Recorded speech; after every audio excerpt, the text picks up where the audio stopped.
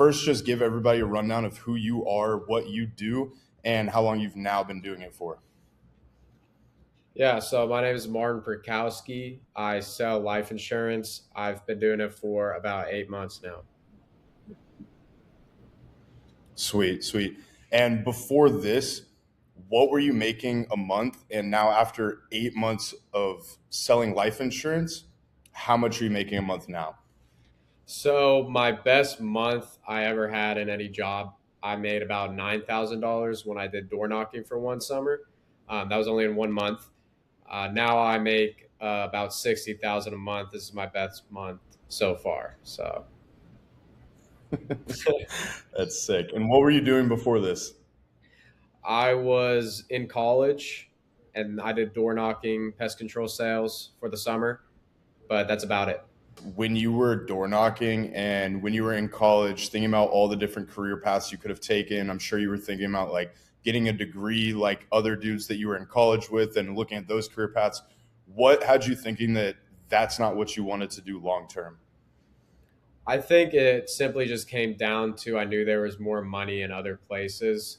Seeing people graduate with 4-year degrees, struggle to get jobs, working behind cash register stuff like that.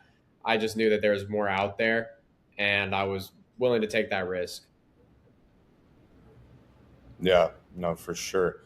And then I guess how'd you find out about life insurance? That's a pretty funny story. Yeah, You might as well give everybody like a quick 30-second rundown.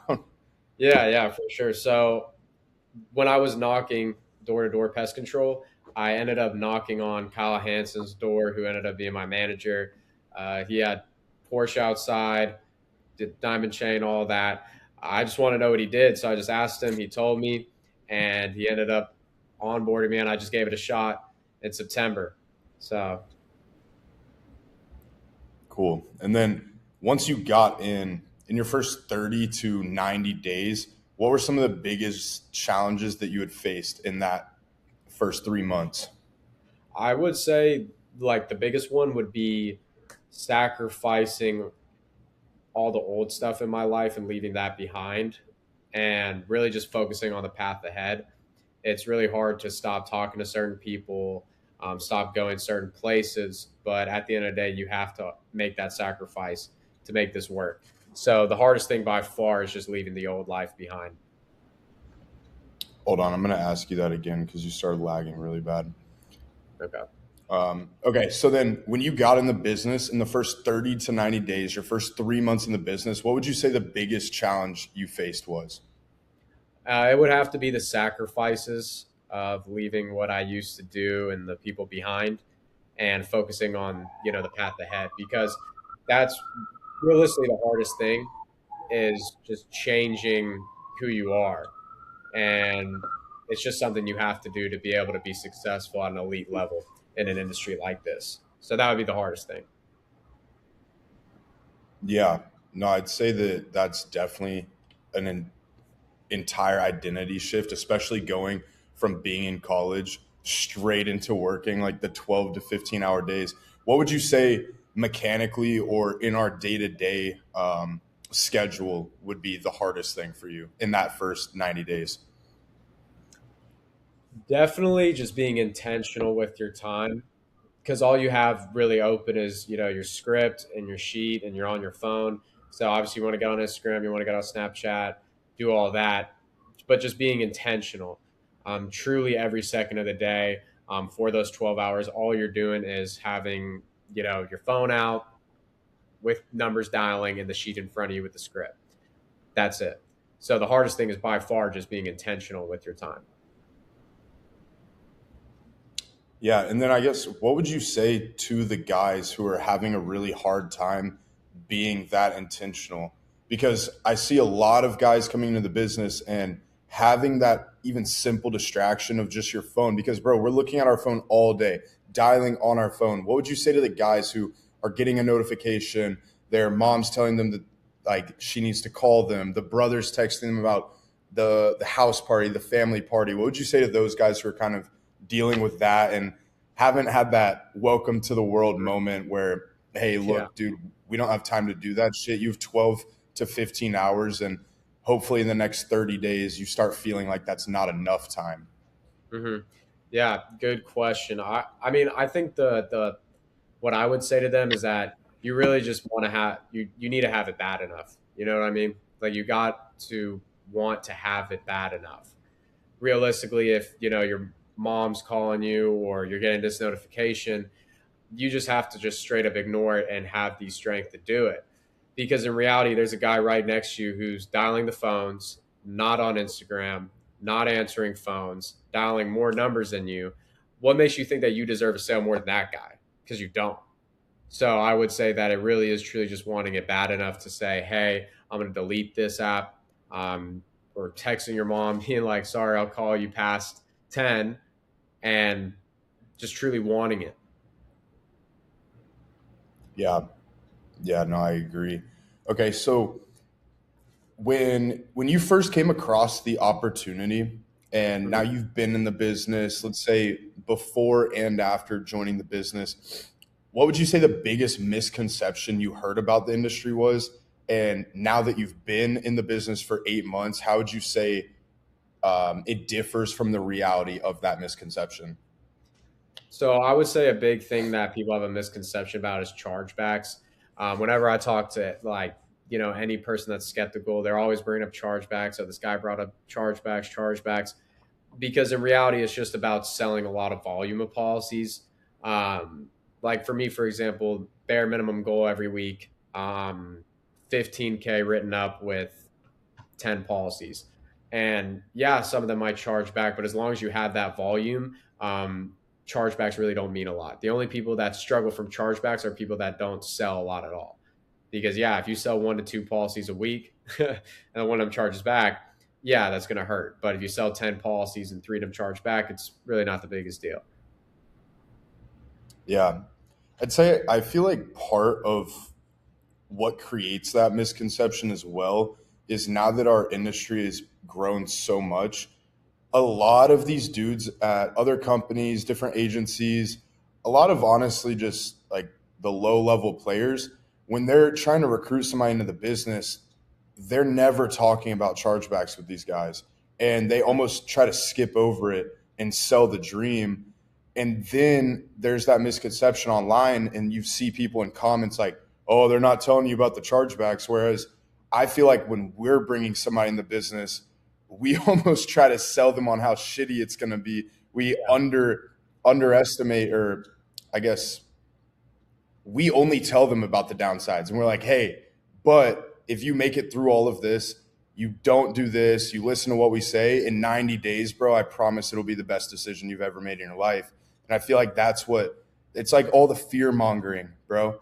People are like, Mm-hmm. chargebacks, you're selling to people that don't want it. It's like, bro, you're just in the wrong system and you have the wrong guidance and the wrong training. Because one thing that Tanner always says to us is like, if you just keep working, you'll never even feel a chargeback. Like what you just said.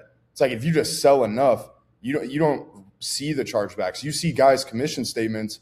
One of my favorite things that I'll see people post on their reels is those green screens of like their Americo email where it says like commissions paid out and then chargebacks, and they'll show like 20K being paid out, and then they move their head and they had like 15 chargebacks. And so it's like, okay, if you're just working enough, all the guys below you are working enough, you never feel that stuff. Mm-hmm. So I would definitely say that that is probably, in my opinion, the biggest misconception as well. Um, so then I guess next, you've been here for only 8 months, less than a year. What's your biggest month to date now? What did you deposit this month so far? Mind you, it's the 20th of the month. Yeah. What have you Yeah. deposited to your bank account so far this month? So about 62,000, maybe 63. It's definitely my biggest month by far. Okay. And coming from somebody that's producing and actually taking home $60,000 every month from their own business, from selling themselves, what does your day to day schedule look like from the moment you wake up till the moment you go to sleep? Yeah, good question. So, I mean, by 9 o'clock, like I'm at the office or I'm in front of my computer, I'm maybe doing, some social media stuff, or I'm helping my, team out with whatever they need. And then from 10 to 9 or so, I'm dialing the phones, ripping them basically the whole day. Very important though with my day to day too is I don't get off the phones until I have three policies or at least 3K. So there's been a lot of days where I've been in there till 11 because I had to close something. So it definitely depends, but mostly I would say about 9 to 9, always working. Yeah. Yeah. And what would you say to somebody who sees the office environments? Obviously, we're grateful enough to have probably one of the best offices in the whole country. What would you say to somebody who can't exactly relocate at the moment and they're only virtual?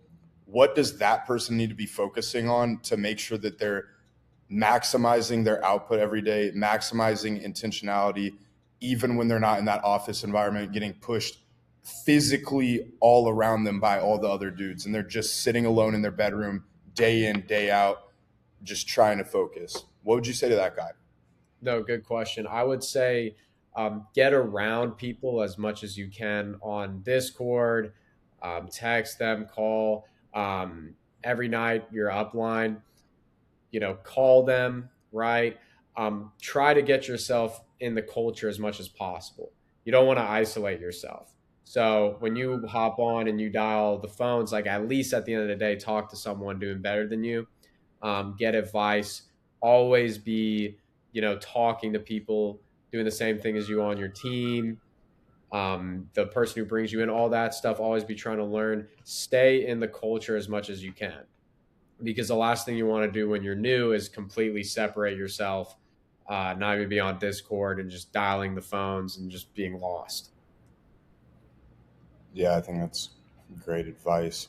Okay, so I think the most important thing in life insurance is obviously what agency you work with. So, based off of your results versus everyone else you see selling life insurance, what do you think separates our agency from everyone else out there? I think it's a lot of things. One of the most important thing for sure is the work ethic and how we treat success. So I see a lot of people in these really fried agencies, best way to put it, and they're posting on Discord talking about their dials, their appointments, their contacts, and realistically, with us, it's like the only thing we post is a sale, like a close. Our standard for success is just way higher. That's one of them. But we also work a lot more because a lot of the pitch that people give with this job is, hey, it's remote. Like you can work from anywhere. You can work the hours you want to. With us, it's look, you can make a lot of money with this, but you're gonna have to work as hard as possible. So most important things are probably the work ethic and the standard for success. Our standard's just so high now. Yeah, I agree. Okay, so who would you recommend this opportunity to, and who would you say this isn't for? I would recommend this opportunity for someone that wants to make whatever they think they're worth. A person that doesn't want to cap, a person that knows they should be earning more and could and wants to put in the work and just has like an ambitious goal, realistically, and a really good work ethic. But I feel like for someone who's doesn't really care that much about money, because there's a big difference between needing to be successful and like wanting to have money. Like everyone wants to have money. Um, Someone like me or you, like we need to be successful, need to make money. If you don't care that much, then it's not worth it at all because you're going to have to make so many sacrifices with people you care about, things you care about, that you're not going to be able to survive if you don't truly want this. So, yeah, Yeah, no, I would completely agree. So let's say someone's on the fence right now. They're seeing all the Instagram posts. Let's say they're looking at your stories, your Instagram reels. They're on the fence about life insurance. What would you tell them? I mean, I would say if you really want to just, trust in God and take that risk. because I mean, you truly only live once. And I mean, when you look around, if you're already looking at this industry and you're thinking you might want to do it, then you should do it realistically. And I would say if you're just on the fence and you're worried, just realize that every single person thought that same exact thing. Everyone did. Every billionaire thought that same way before they, became a billionaire. Everyone takes that risk. Embrace it, because that's when you know you're in the right spot where you have to jump. Because that's what you're going to look back on when you're successful and be so happy and ecstatic.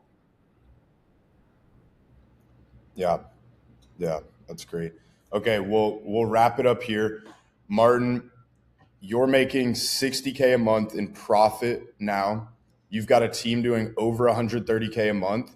Where do you see yourself in 6 months, and where do you see your team in 6 months? I would say myself, I mean, in 6 months, probably six figures a month, team doing 500,000. I would say around there in 6 months from now. Awesome. And dude, I guess lastly, where can people find you on social media? What's your handle?